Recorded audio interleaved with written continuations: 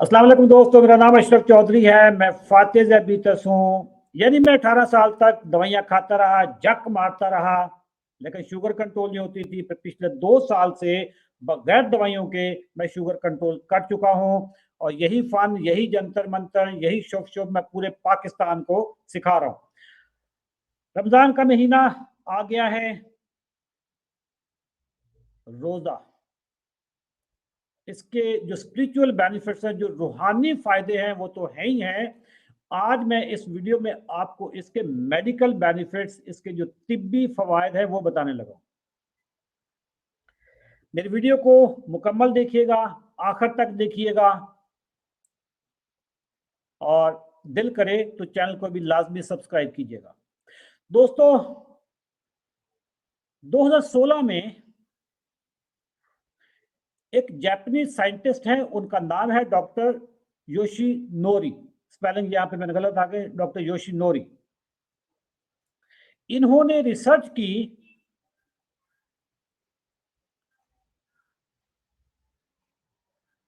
कि पूरी दुनिया में सबसे कम कैंसर मिडिल ईस्ट में होते हैं। इसकी वजह क्या है? और सबसे जो ज्यादा कैंसर होते हैं वो ऑस्ट्रेलिया, न्यूजीलैंड, यूरोप के मुल्कों में होते हैं। सबसे कम कैंसर मिडिल ईस्ट में होते हैं या मुस्लिम ममालिक में होते हैं।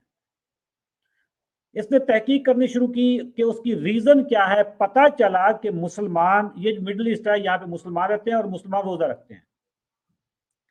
फिर इसने एक कॉन्सेप्ट बताया, और वो कॉन्सेप्ट है, इंग्लिश का लफ्ज है ऑटोफेजी।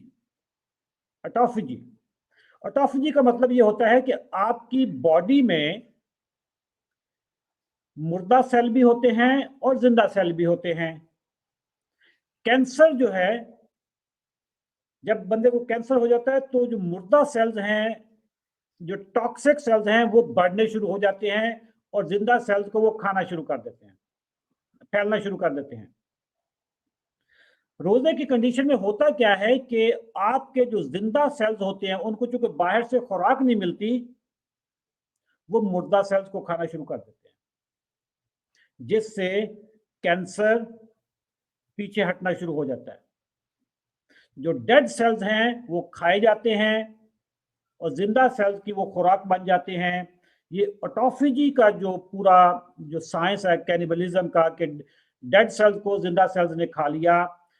रोजे का सबसे बड़ा फायदा, लेडीज एंड जेंटलमैन, ये कैंसर की ग्रोथ को रोकता है और कैंसर को रिवर्स करता है। आपने देखा होगा कि जो रोजेदार होते हैं उनके चेहरे सफेद होना शुरू हो जाते हैं, उनका रंग गोरा होना शुरू हो जाता है।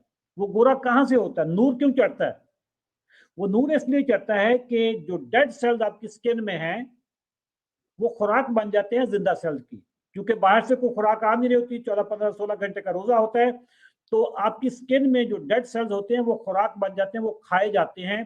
तो लेडीज एंड जेंटलमैन, रोजे का सबसे बड़ा बेनिफिट यह है, वो तमाम लोग जो रोजा रखेंगे, रोजा रखते हैं, उनके जो डेड सेल्स हैं वो खाए जाएंगे, और कैंसर के जो चांसेस है वो कम हो जाएंगे। जिनको कैंसर है वो कैंसर की ग्रोथ रुक जाएगी और पीछे हो जाएगी। दूसरा फायदा, वेट लॉस। वो तमाम लोग जिनका वेट बढ़ा हुआ है और वेट कम नहीं हो रहा, उनके लिए रोजा तो अल्लाह की क्या ही ब्लेसिंग है।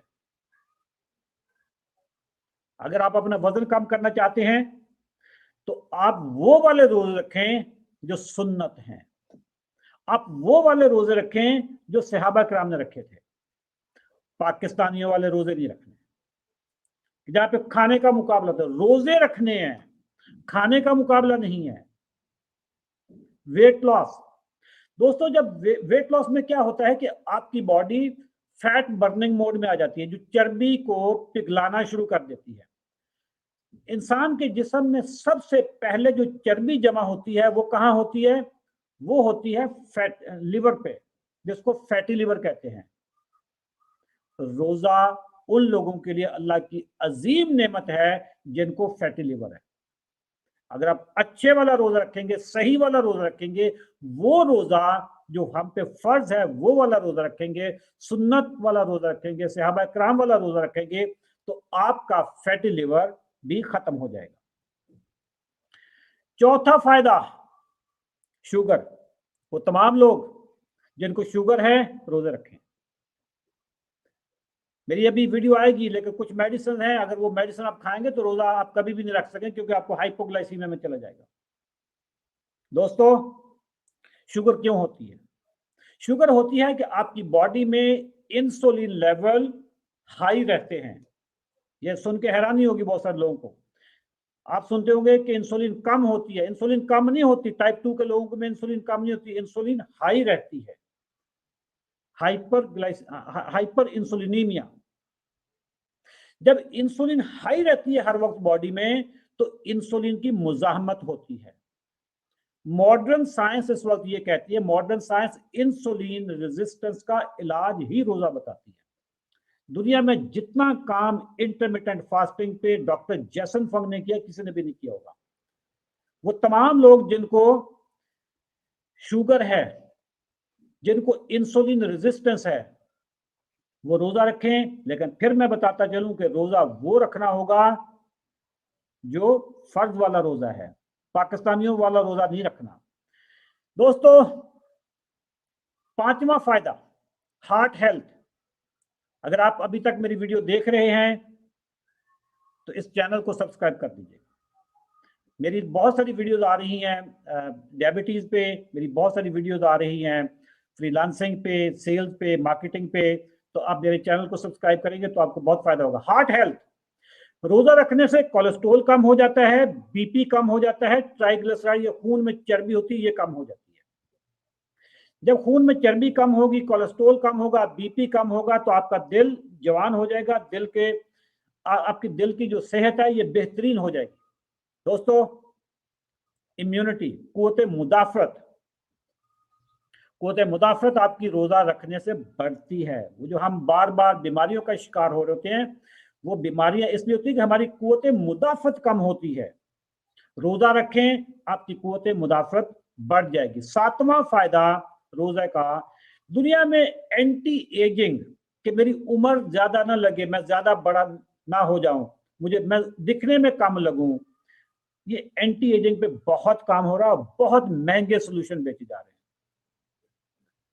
रोजा उम्र बढ़ाता भी है और आप उम्र से कम भी लगते हैं अगर आप रोजा रखते हैं, क्योंकि डेड सेल्स आपके खाए जा चुके होते हैं, डेड सेल्स खत्म हो जाते हैं, तो आप अपनी उम्र से कम लगते हैं।